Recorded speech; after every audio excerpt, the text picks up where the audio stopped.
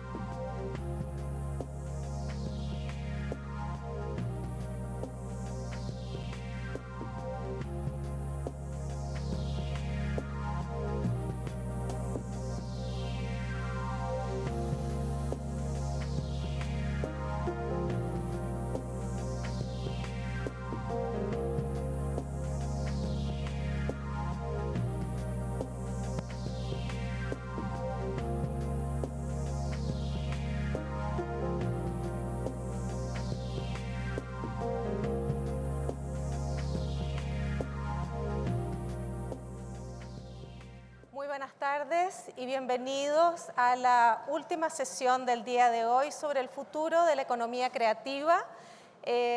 Tenemos la suerte de tener un panel fantástico que me han puesto muy difícil sus nombres, pero voy a intentar pronunciarlos lo mejor posible.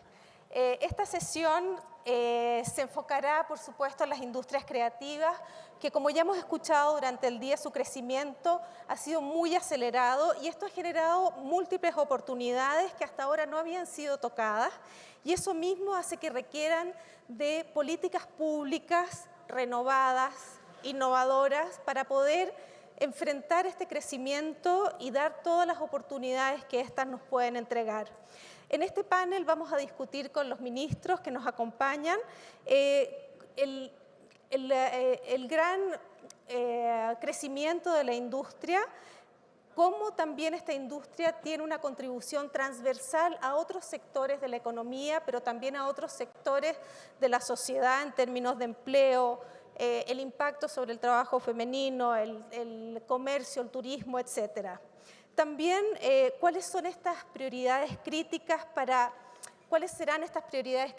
enfrentar el desarrollo de la industria creativa, de la economía creativa, con nuevas inversiones en educación, en entrenamiento, en estas destrezas que requiere la industria para generar esos profesionales que van a impulsar estas industrias y sobre todo en el ambiente digital? Y por último vamos a hablar ¿cuáles son estas áreas para fortalecer la política en inversión para el futuro y también en los temas de regulación de los contenidos culturales y promover la diversidad para lograr una remuneración justa y equitativa para todos aquellos actores de la cadena de valor de estas industrias que van creciendo muy rápido, pero no siempre sobre las bases fuertes que necesitamos. Así es que, bueno, quisiera dar la bienvenida a nuestros invitados. First of all, I would like to invite to participation the Excellency Minister of Culture and Affairs from Bangladesh, Mr. Ki M. Khalid.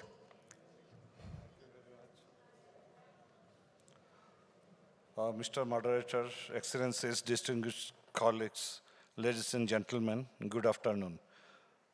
I thank UNESCO for convening Mondiacult 2022.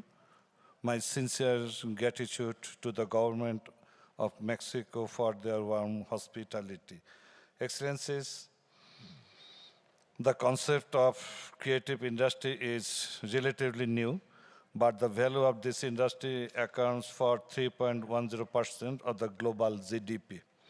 It has the potential to employ a huge number of youths. The industry has a valuable contribution to economic growth that helps foster sustainable development, particularly in the developing countries. Creative economy can facilitate the trading of creating goods and services, arts and culture, ideas, intellectual properties, and technologies. Distinguished colleagues, I laud UNESCO's decision to establish UNESCO Bangladesh Bangabandhu Sheikh Mujibur Rahman International Prize for the Creative Economy in 2020. This prize, named after our father of the nation, would promote entrepreneurship among the interested youth and cultural and creative industries. Creativity is a recognized renewable resource for sustainable human-centric development, and the youth are its prime movers. Ladies and gentlemen, sustainable future of the creative economy depends on our concerned policy actions that help culture flourish. We must create an enabling environment for capacity development of the cultural professionals in all forms of their practices. We should also continue to discuss our difference in culture and find out the best suited way to promote and protect our cultural values and elements, particularly in the digital form. Excellencies, our policy action need to equally address the intangible and tangible elements of culture, both on digital and social platforms. This gives culture a better reach out, but also has a downside unless culture is promoted in a safe, responsible, and regulated manner. Let me share some of views for the future of creative economy. First, safe digital space. Digital technologies have brought about profound changes to our culture, society, and lifestyles. But are we all prepared for digital safety? There is a huge digital divide which is exposing the users to the challenges of naturality and influences of algorithms.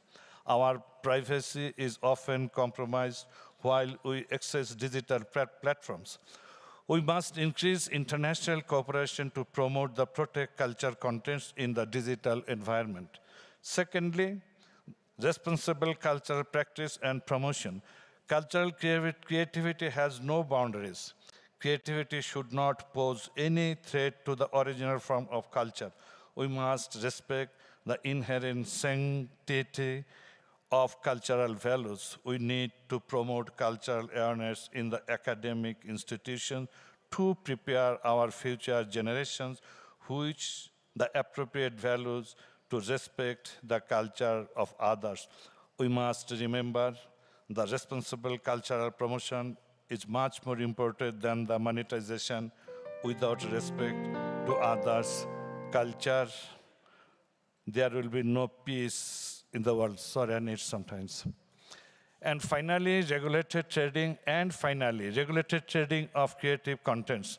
The contribution of culture to the creative economy is yet to receive attention in the framework of global commercial and trading arrangements. Systematic trading of creative contents can create huge economic value. UNESCO may facilitate more engagement in the formulating a global mechanism to promote the creative goods and services in the digital environments. Excellencies, what we discuss today needs to be meaningful for our future generations. We need to be practical, fact-based, and forward-looking.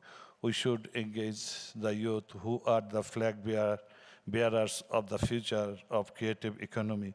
We will not achieve the objectives of the SDGs if we leave culture out of our global development agenda. Let us all stand for safe, responsible, and regulated future of creative economy. I thank you all. Joy Bangla. Muchísimas gracias, embajador. Ahora vamos a ver un video de Su Excelencia Miss Lalatiana Adriatonogarivo Rakotondrasafi. Perdón mi pronunciación, de Madagascar. Adelante. Madame la directrice générale, Monsieur le Président, honorables délégués, chers participants, mesdames et messieurs, à travers ce message, je tiens à adresser mes sincères félicitations à tous les participants de Mondiacult 2022 et je tiens également à exprimer notre regret de ne pas pouvoir être physiquement parmi vous pour cause d'agenda international qui se superpose. Mais notre pays est de tout cœur avec vous et s'engagera à réaliser les orientations issues de la conférence. À Madagascar, ces dernières années ont été marquées par le retour de la place privilégiée de la culture dans la politique publique. Nous mettons tout en œuvre pour que la culture soit véritablement un levier de développement et l'élaboration en 2021 de la nouvelle politique culturelle nationale refondant une ancienne loi quelque peu dépassée en est la principale illustration. Il s'agit d'une politique nationale renforcée et adaptée au contexte de l'évolution globale, mettant notamment l'accent sur l'économie créative, la protection et la mise en valeur de notre patrimoine culturel et la place de l'humain au cœur de la culture. En parlant d'économie créative, l'entrepreneuriat culturel et l'industrie créative sont deux défis majeurs auxquels un pays comme Madagascar doit absolument faire face. Nous nous tournons résolument vers les jeunes qui constituent plus de la moitié de la population active à Madagascar. Ces jeunes qui sont riches de leurs talents culturels et artistiques et qui ne demandent qu'à être mis en valeur, des jeunes qui ont longtemps attendu d'être soutenus par l'État pour pouvoir vivre de leurs arts et de leurs talents. Voilà pourquoi plusieurs programmes ministériels vont dans ce sens, comme la création des centres d'incubation pour l'entrepreneuriat culturel et l'industrie créative dans plusieurs régions de notre pays, initiés depuis 2021, ainsi que les appuis financiers tous azimuts de l'État à la création d'entreprises culturelles. Les perspectives du gouvernement sur le plan culturel pour les années à venir vont dans le sens de la culture pour le développement durable. Nous nous réjouissons d'ailleurs de constater que les grandes thématiques abordées durant cette conférence font partie de notre plan pour l'émergence de Madagascar. Je souhaite une grande réussite à cette conférence qui, nous l'espérons tous, remettra la culture au centre des enjeux politiques mondiaux. Je vous remercie.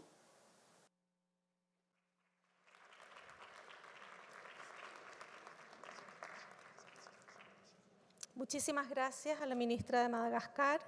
Y ahora solamente decirles que yo me equivoqué, hay otro panel más, así es que pueden disfrutarlo luego de que terminemos este. Quisiera invitar ahora a la ministra de Montenegro, su excelencia, Miss Masa Vlahovic, ministra de Cultura y Medios. También veremos un video. Uvaženi ministri, čini mi posebnu čast da vas pozdravim u ime Ministarstva kulture i medija Crne Gore i izrazim zahvalnost na prilici da vam se obratim na ovako značajnom događaju. Primjetno je da se kultura često posmatra kao oblast čiji razvoj podrazumijeva velika ulaganja koja nemaju značajne efekte u ekonomskom razvoju društva. Savremeni trendovi razvoja iz korijena mijenjaju ovu sliku i doprinose sagledavanju kulture u kontekstu njene ekonomske samoodrživosti. Promovišući ekonomske potencijale kulture, posebno u kontekstu razvoja kreativnih industrija, Crna Gora kao država koja 2,5% svog nacionalnog budžeta izdvaja upravo za finansiranje kulture, teži da podrži što veći broj projekata koji postiču preduzetnički duh, što jeste jedan od efikasnijih načina kojima se utiče na povećanje zaposlenosti u kulturi i državi uopšte. U razradi takve strategije posebno mjesto zauzele su inicijative za posticanje preduzetničkih ideja koji daju novu upotrebnu vrijednost starim zanatima, nematerijalnoj kulturnoj baštini, ali i savremenoj turističkoj valorizaciji materijalnih dobara.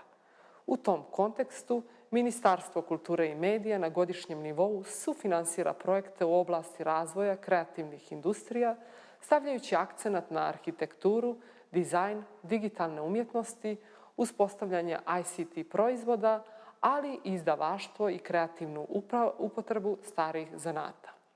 Također, kroz zakon o oblasti kinematografije stvorene su olakšavajući uslovi za producente, čime se omogućava povraćaj sredstava u iznosu od 25% ukupnih troškova proizvodnje kinematografskog dijela u Crnoj Gori.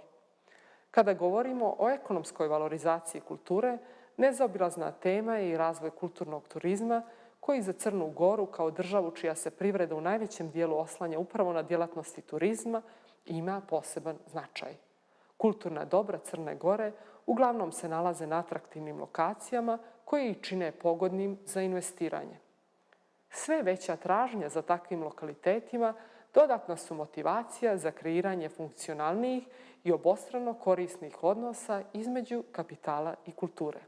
U tom kontekstu Crna Gora je u kontinuitetu značajna sredstva ulagala upravo u valorizaciju i restauraciju kulturnih dobara, čija je prenamjena u skladu sa važećim konzervatorskim principima doprinosila obogaćivanju lokalne turističke ponude, ali i adekvatnoj prezentaciji istaknutog dijela materijalne istorije i kulture države.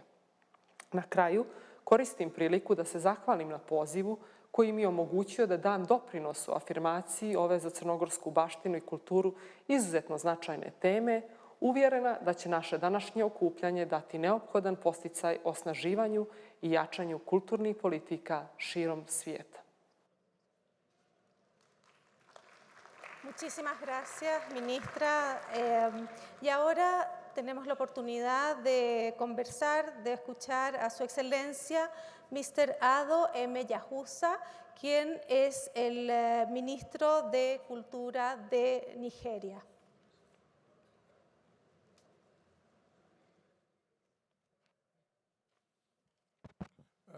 Thank you very much, MC. I would like to thank the organizers, UNESCO, for this important program, and also want to thank the hosts, the government and people of Mexico, for providing us with the opportunity to speak on this very important topic.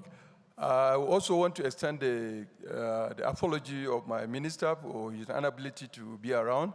Actually, he was to lead the delegation. Something happened, so he has to stay back. So I am sitting for my minister. I would like to, this issue of the future of creative economy is a very important thing because it has to do essentially with the youth. And I believe that the youth are leaders of tomorrow.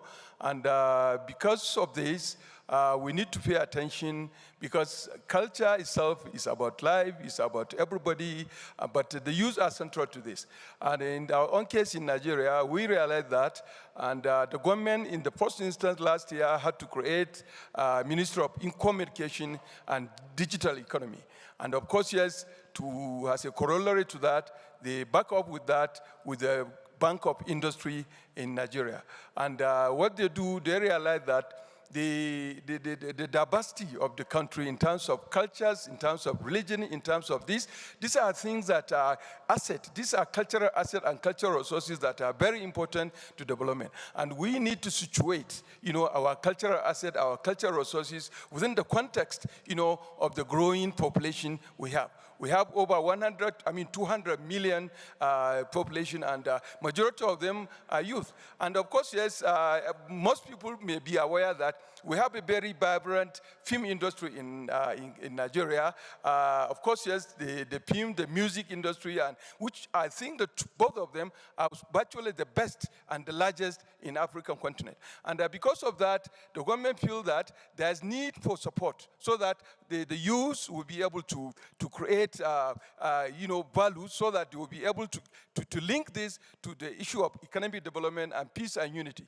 And of course, yes, looking at the nature the way this thing is going, if you neglect the youth, of course, you neglect the creative industry.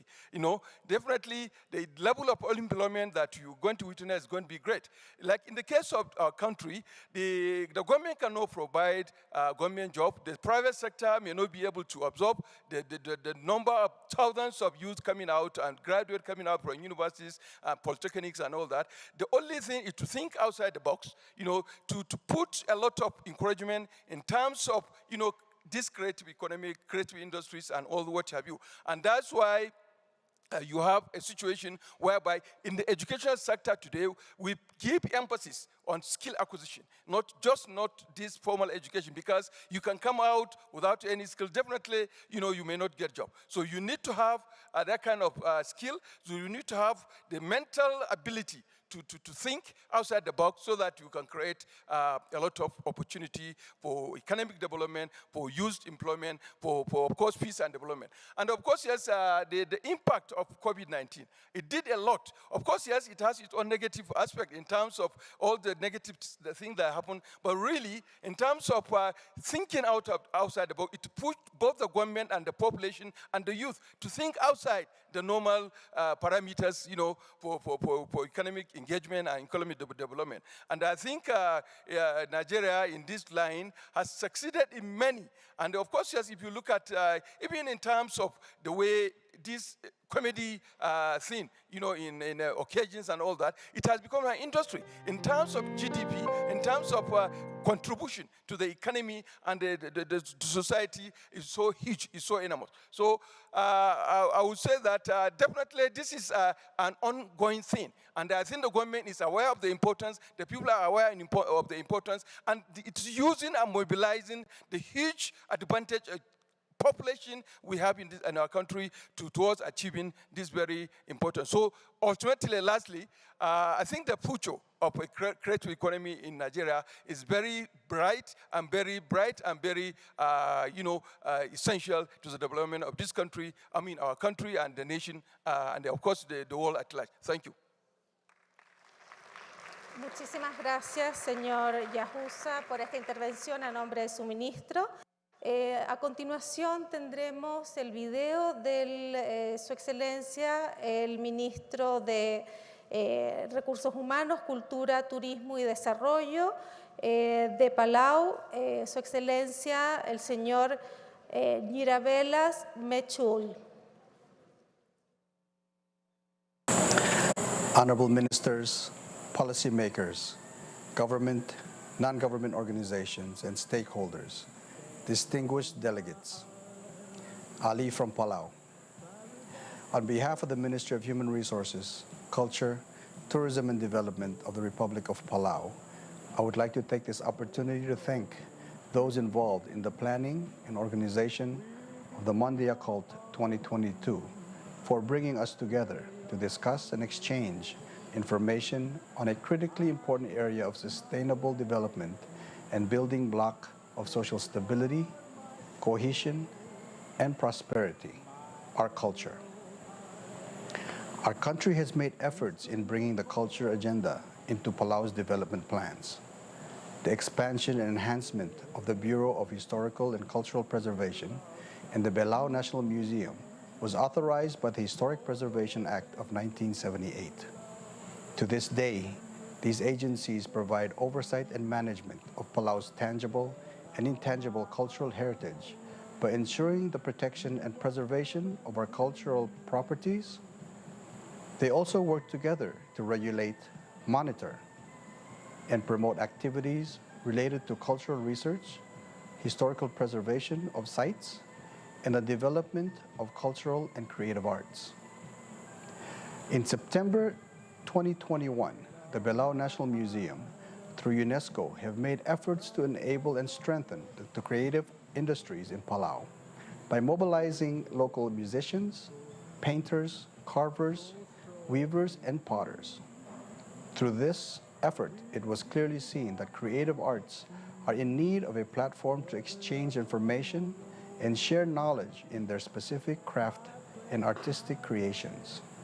Among the musicians, for instance, many of the participants expressed their appreciation of exchanging their experiences and learning from the pioneers of the Palau music industry. From analog formats in the early 80s to the turn of the century, and now in digital platform age, the new and upcoming musicians collaborated together with the experienced generation and created new original content that resulted in 3 original songs. Although Palau has made progress in protecting and preserving our physical treasures and heritage, we still have much to do to promote and strengthen Palau's rich cultural heritage, to foster youth development, complement tourism efforts, with environmental protection and facilitate discussions and dialogues around culture in our economic goals, social stability efforts, and better healthcare and access to nutritional food. In particular, our national identity and our language continues to be affected amidst the technological advancement, global exchanges, the unprecedented pandemic, and climate change impacts. Developing and strengthening cultural tourism, promoting creative industries, and investing in Palau's cultural professionals will help ensure that we can continue to thrive, but also be mindful of treading carefully with our earth, and that we do not drastically alter the delicate system we have. Like Palau's leading efforts of the Palau Pledge, promoting culture will help us tread lightly, act kindly, and explore mindfully, and that the only footprints we want to leave are those that wash away from the incoming sea. Komhalmsulang, and thank you very much. Muchísimas gracias al ministro. Ahora quisiéramos invitar a hablar al Parliamentary Secretary de San Lucia, Su Excelencia Mr. Gideon Ferdinand. Thank you, ladies and gentlemen, delegates, excellencies. First of all, I want to thank the government and people of Mexico for their hospitality and for hosting this very important conference. The contribution of the culture and the creative economy to the local, regional, and international economy is widely understood and well documented. Globally, it is estimated that the creative economy contributes just over 6.1% to global gross domestic product, which we call the GDP, averaging between 2 and 7% of national GDPs around the world. UN estimates suggest that the creative economy generates annual revenues of over $2 trillion and accounts for about 50 million jobs worldwide. Culture and the creative sector are therefore considered as areas of high priority for achieving sustainable development and building sustainable livelihoods. With respect to the Caribbean region, where I'm from, the challenges faced within traditional industries such as agriculture and tourism, particularly within the context of climate change, has placed into sharp focus the need for increased diversification of our economies in order to build economic resilience and strengthen economic stability of our small states. In that regard, the creative economy provides an opportunity to focus on a dynamic industry that provides opportunities for human capital development and cultural enrichment.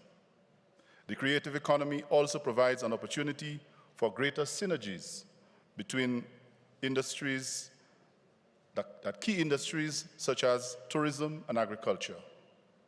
For small island states like St. Lucia, the creative economy represents a major opportunity to address prevailing fiscal challenges,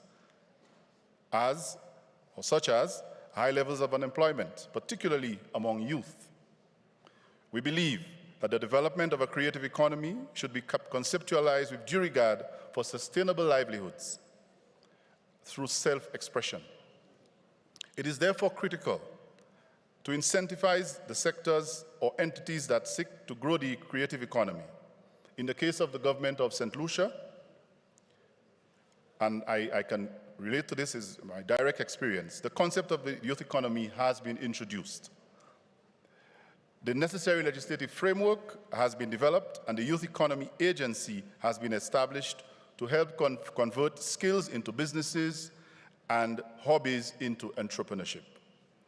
This concept seeks to create the enabling environment for developing creativity, particularly among youth, including training and financing, to ensure that we remain relevant in the digital space while preserving authenticity, to embrace innovation while promoting our unique cultural diversity and self-expression, to expand the creative space by investing in education, to tap into the competencies of our human, culturally rich resources, while having international safeguards to maintain equity and meaningful participation by all, irrespective of geographic location, size, or circumstances.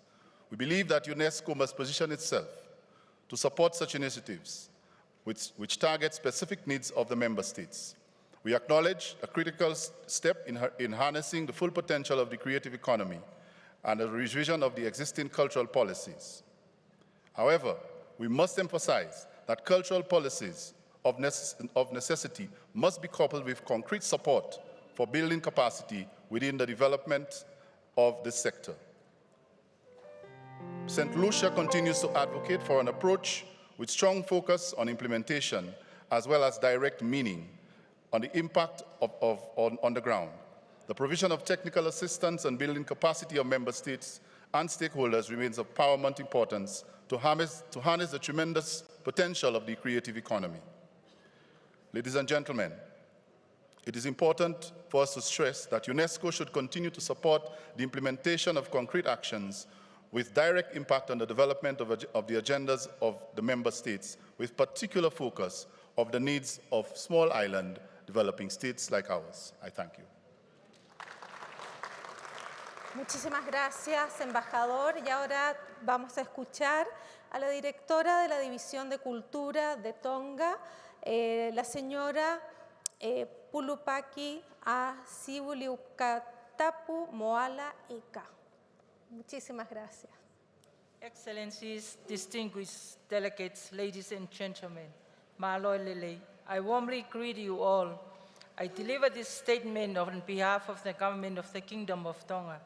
Please allow me to extend my government's best wishes for your presidential duties for the UNESCO World Conference on Cultural Policies and Sustainable Development. Tonga stands in solidarity, and we welcome the important work of the UNESCO to shape a more robust and resilient culture sector. The culture sector has an important role in fostering sustainable development. We are pleased to participate in this high-level thematic debate on the future of the creative economy. Allow me to share how the Kingdom of Tonga supports its creatives and enables the development of its cultural and creative industries. Women, young people, rural communities, and indigenous peoples are the beating heart of the creative sector in Tonga. Their talents and innovative ideas are often the primary source of livelihoods. Their engagement in the creative sector encourages appreciations of and pride in our distinct local heritage. Culture, after all, in so many ways, the expressions of the soul of the people.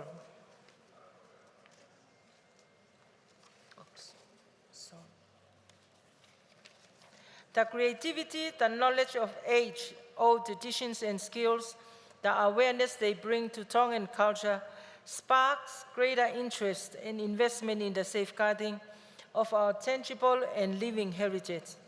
It is their commitment, dedications, and work which help foster an appreciation of the diversity of our cultural heritage, transmits heritage through generations, and plays an important role in the development of sustainable cultural tourism.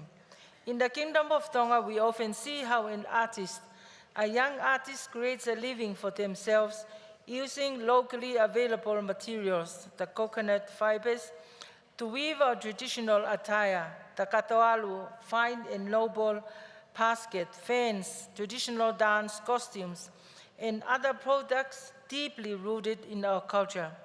These products are displayed in several museums abroad. Such talent and commitment are admirable. This work is traditional craftsmanship and thus falls under one of the 5 domains of 2003 UNESCO conventions. Apart from the intrinsic artistic value, this is a concrete example of how youth can earn a living and how it reduces unemployment, makes use of their talent, and transfer skills from one generation to the next. For cultural and creative professionals to thrive and contribute to society, it is our task to create an enabling environment. We must create opportunities. We must support appropriate skills development. we must open access to diverse markets. Youth unemployment continues to be very high, and it creates so many ripple effects in terms of social issues, such as increased crime rates and substance abuse. Hence, creating opportunity in our cultural sector is high on the agenda. Creating opportunity also implies to give our creative and cultural professionals the means and tools to adapt to the new realities of the global digital environment. Having those skills means new opportunities and access to new markets. With the onset of the COVID-19 pandemic, Tonga had no other choice than to close its border in March 2020. We could reopen just a few months ago on the 1st of August 2022. This means stand still, it means being cut off, it was not connected through domestic and international communications. This shows critically important it is to seize the potential that digital access to markets offer the cultural sector in the small island nations like Tonga. At the same time, we need to ensure that creatives and the cultural production enjoy appropriate intellectual property rights and copyright. This is even more urgent now with the increased transfer of skills of culture to the digital domain. Tonga is in the process of ratifying 2005 UNESCO conventions, so that this convention is vital in providing a framework to support the creations, productions, and distributions of and access to the Tongan cultural goods and services. Through this convention, it is hoped that creative and cultural professionals will be better supported to utilize their creativity and talent, whether in performing arts, design, technology, visual arts, fine arts, design, music, and so forth, for sustainable livelihoods. For us, our cultural and creative industries are deeply connected with our sectors of our economy. This is most notably the case for tourism.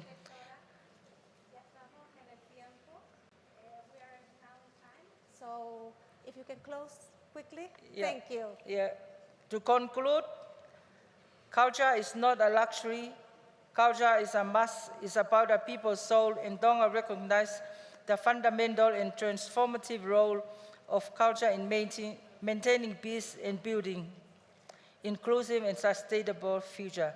Thank you very much for your attention, and I wish you successful deliberations. God bless you all. Malo. Muchísimas gracias, directora. Ahora quisiéramos ver el video que tenemos del ministro, the Minister for Culture, Community and Youth de Singapur, Mr. Edwin Tong. Chairperson, Excellencies, distinguished delegates. Let me begin by thanking UNESCO and the government of Mexico for hosting the UNESCO World Conference on Cultural Policies and Sustainable Development, Mondiacult 2022. All of us are navigating the challenges and opportunities in this increasingly complex world.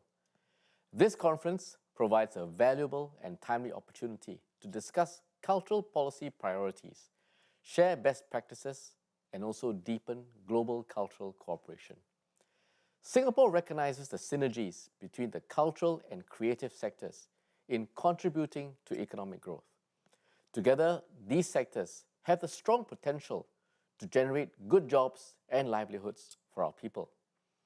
The creative economy is amongst the most rapidly growing sectors, contributing 3% of the global GDP and employing 30 million people worldwide. Jobs involving content creation and human ingenuity are at the heart of the culture and creative sectors. As cross-sector collaborations increasingly become the norm, arts and culture can encourage creativity and innovation in society at large. A vibrant and resilient arts and culture sector fosters dialogue and social inclusion in wider society, contributing to sustainable development. In Singapore, we continue to empower our cultural practitioners and organizations to push boundaries and contribute to the broader creative economy. First, we recognize that to collaborate across sectors and disciplines require capabilities beyond traditional cultural disciplines.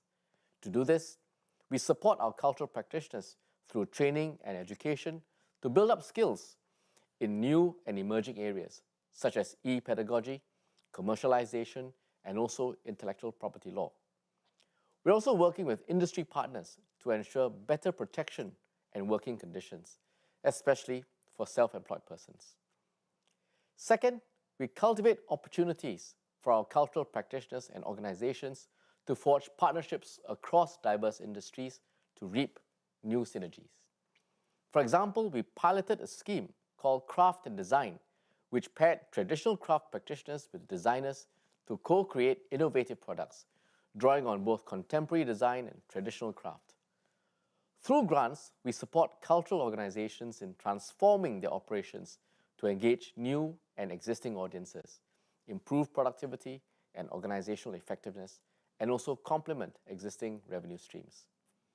Last, but certainly not least, digitalization is a key enabler for the cultural sector to pursue new artistic, cultural, and business opportunities.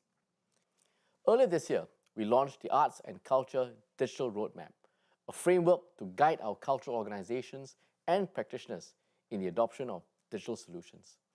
Our arts and culture organizations and practitioners can also tap on a range of grants to level up their skills to operate in the digital environment.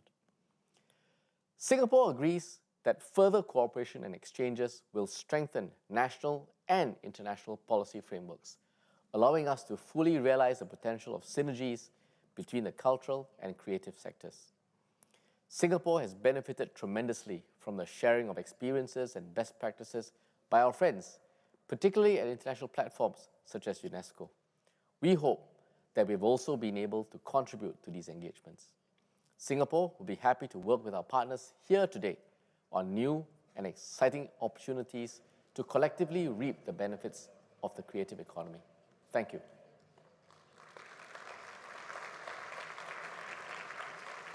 Muchísimas gracias al ministro. Ahora quisiera dar la bienvenida en un video a Su Excelencia Miss Noura Al-Kaabi, ministra de Cultura y Juventud de los Estados United Arab Emirates.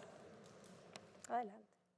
Madam Director General, Excellencies, and my dear colleagues, it gives me great pleasure to be participating in this landmark event that has gathered us after 40 years in the same city where UNESCO laid the foundation of global policy dialogue in the area of culture with the first Mondiacult.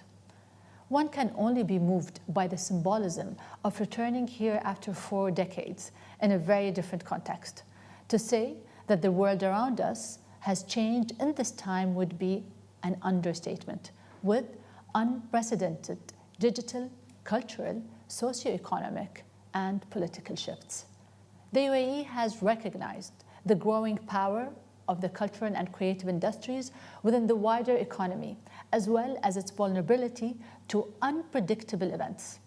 The CCI contribute to 3.5% of the UAE's GDP and is projected to grow to 5% by 2031.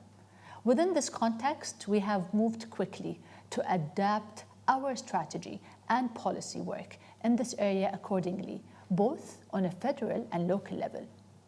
The UAE Culture Agenda 2031 was launched in 2018 as the first nationwide strategy unifying the efforts of the national cultural sector.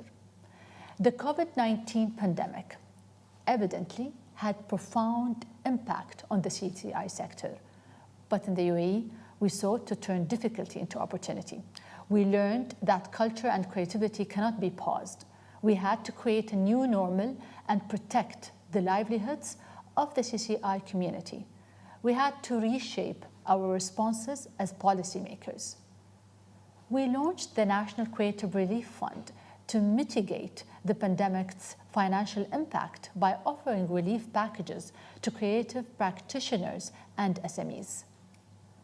Our cultural operators stepped in to provide economic catalyst, digital activations, and free access to knowledge and content to sustain the creative spirit. We also boosted the Golden Visa scheme to sustain the livelihoods of creative practitioners in the UAE. In 2021, the International Year of Creative Economy for Sustainable Development, we launched a 10-year national strategy for the cultural and creative industries, which aims to foster a robust creative ecosystem within the national economy. Globally, we were driven to present 2 resolutions to UNESCO's Executive Board, one focusing on culture and arts education, and the other on consolidating action for the creative economy. The UAE continues to support the ongoing revision process towards the framework for culture and arts education with a pledge of $500,000. The UNESCO-led process is only made possible with the insightful contributions from member states and relevant stakeholders. These collective efforts tap into further mobilizing culture and arts in education and empowering the youth to unleash their creative potential. The process will culminate in the World Conference on Culture and Arts Education in 2023, which the UAE holds the honor of hosting. We look forward to welcoming member states to adopt the revised framework on culture and arts education. We also look forward to hosting COP28 next year at Expo City Dubai, which will position the conversation on climate action through the lens of sustainability, culture, and connectivity. The UAE will continue to develop future-forward policy support and appropriate funding mechanisms to sustain the CCI sector through institutional collaboration and interdisciplinary knowledge. Dear colleagues, going forward, let us resolve to design policy and partnerships based on spirit of collaboration and openness, on one that can lift our communities in the present and the future. I would like to thank UNESCO for organizing this historical event, and I look forward to seeing its outcomes materialize for the generation to come. Thank you. Muchísimas gracias, ministra. Ahora tendremos la última intervención del panel y luego le pediría a los panelistas que se quedaran mientras escuchamos a los observadores. Quisiera ahora dar la palabra a Su Excelencia, el Ministro de Educación, Cultura, Juventud y Deporte, Mr. Rodolphe E. Samuel. Él es el ministro de San Martín. Bienvenido. Thank you. Director General of UNESCO, Assistant Director General for Culture of UNESCO, Government of Mexico, Mexico National Commission for UNESCO, Excellencies, distinguished delegates, ladies and gentlemen. There is no creative industry without dedicated investment in the arts. The focus for the development of the creative industry in St. Martin must be primarily through investments in the arts and the heritage sector. St. Martin, as a small island development state, acknowledges the importance of the economic diversification and supports investment in the creative economy. In this process, the heritage pillar of the culture creative industry, supported by the digitizing platform established through UNESCO guidelines, becomes the catalyst for new material and finding a voice to create new languages, new products, and new branding extrapolated from traditions.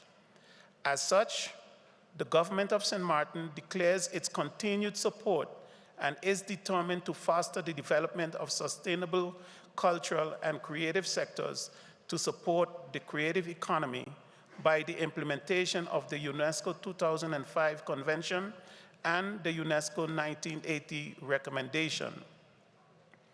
We are committed to guaranteeing the social and economic rights of artists and cultural professionals, facilitating mobility, and better regulating of digital platforms.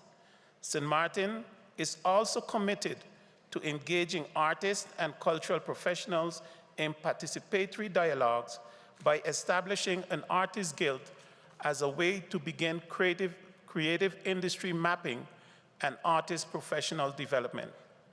St. Martin believes the creative economy can open many opportunities in terms of employment, and particularly for young people, fostering innovation and creativity, and the development of sustainable cultural tourism on the island. Therefore, the government and my person, as Minister of Education, Culture, Youth and Sports, understand the importance of investing in culture education and ensuring our culture professionals acquire the necessary skills. Furthermore, St. Martin calls on UNESCO's commitment to assist member states and associate members in harnessing the digital information in the cultural sector. Building on the 2017 operational guidelines on implementation of the Convention in the digital environment and the culture-related provisions for the 2021 UNESCO recommendation on the ethics of artificial intelligence.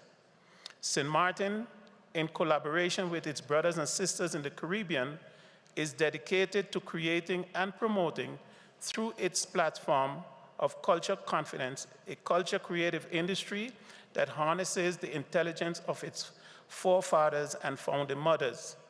CariFesta is one of those platforms. St. Martin has decided to contribute through Culture Confidence by emphasizing the wealth of its heritage and using a national campaign under the acronym I-RICH, I Remember Intangible Cultural Heritage. Though St. Martin still wrestles with the consequences of the physical devastation of Hurricane Irma in 2017 and the economic effects of the COVID-19 pandemic on its tourism sector, I am happy to report that these challenges transformed into opportunities for change through a surge in the culture creative expressions and initiatives. In closing, St. Martin fully supports the consolidated draft final declaration, and with the joint forces of our National Commission for UNESCO and the Department of Culture, will incorporate aspects of the declaration into our existing cultural policies. I would like to thank Mexico and all those who, by some way or the other, have made this event what it has been for all of us. I thank you. Muchísimas gracias, embajador. Los invito a los panelistas que se queden aquí en el panel y ahora quisiera, por motivos de tiempo, hablará primero una de nuestras observadoras, la señora Magdalena Moreno Mujica, directora ejecutiva de la International Federation of Arts Councils and Culture Agencies, IFACA. Magdalena, adelante.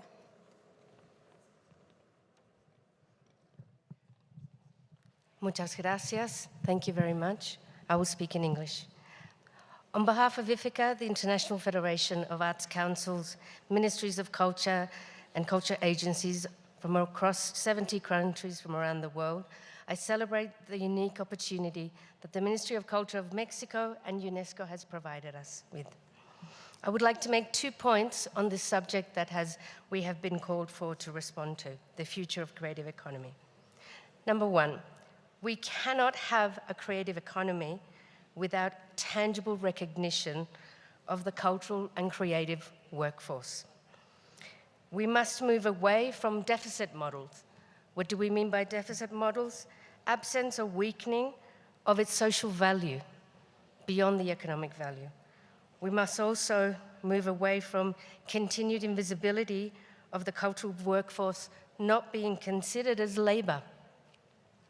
And 3, the lack of understanding of what constitutes the work of an artist and all those millions of cultural workers across the cultural value chain. So my second point, how do we do this? Well, Mondiacult has further shown us that the various layers of work that we all do, we must work together. We need to work together. The fact that we have so many mechanisms and spaces of dialogue is key. It's not necessarily a bad thing, but it is if we work in silos. Participatory governance means that all can be involved in the co-design, co-delivery, and co-ownership of this. Culture, to this effect, must also be considered as an essential goal and dimension. But let's ensure that it's also transversal in driving change through other portfolios. And finally, it will be through our collective efforts in all of the spaces that we work through that we can pave the way for a sustainable future for all that is fair, just, and inclusive. Thank you very much for this opportunity. Thank you, Ministers. Muchísimas gracias, la señora Magdalena Moreno.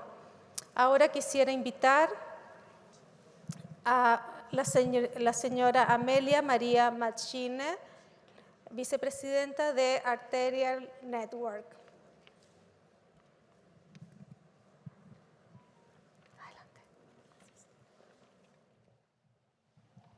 Good afternoon. Thank you for this opportunity. And when we talk about the future of cultural and creative industries, we consider that we have to stop looking at it through a mediatized reality. If the industry stage is to be achieved in Africa, we need to look into the structural and infrastructural emergency. We need to look into the rehabilitation of the social dignity and to the linguistic, cultural, and ethnical diversity. We need to enhance identity, even before we start talking about the creative industry. As is the creative and the cultural and creative industry is a reality in the North, and it's an imaginary in the South. The South would like to achieve the same stage with the support of all our partners. We can start this by taking into account our youth, who are the majority and the fastest growing group, full of dreams in their heads, their minds, which is where, in fact, the factory begins. Education can be the door, as in to integrate culture into culture and artistic practices into the educational program. We believe that this is the future of Africa, of a consolidated approach of the social, cultural dimension of the creative industry. I speak of social cultural aspect because culture is indeed a separate pillar of sustainable development, let me be faster, which will allow for social change, encourage peace, promote well-being. The solutions of the North will not fit the realities from the South. But we need the African resourcefulness is fundamental for the African context. At the same time, we need the meticulousness and the organizational dynamics of the North as an asset for Africa to adapt to its context of growth. Okay, quick. This can be only achieved with technological and technocratical solidarity. Okay, thank you so much. Thank you. Perdón la presión. Ahora quisiéramos llamar al escenario a la señora Shen Wan Hun del International Council for Film, Television, and Audiovisual Communication.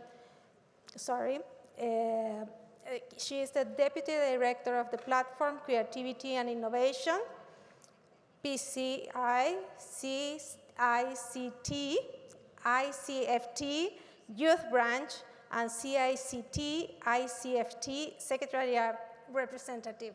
Thank you. Honorable chairs, thank you very much for giving me the floor. Is it okay? Thank you. The ICFT was founded at the 10th session of UNESCO's General Conference in 1956. It's been working closely with UNESCO in promoting its mandates and ideals and functioning as bridge between UNESCO and civil society in the audiovisual sector.